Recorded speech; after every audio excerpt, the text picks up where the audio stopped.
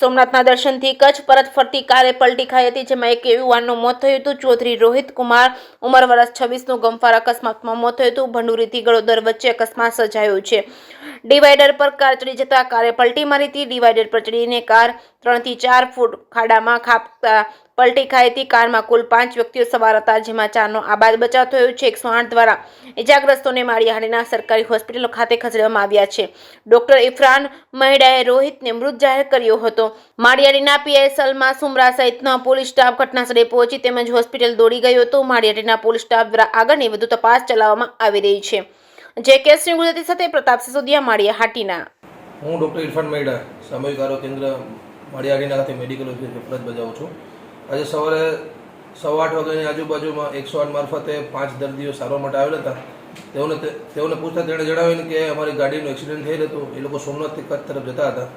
એમાં 5 જણા સવાર હતા.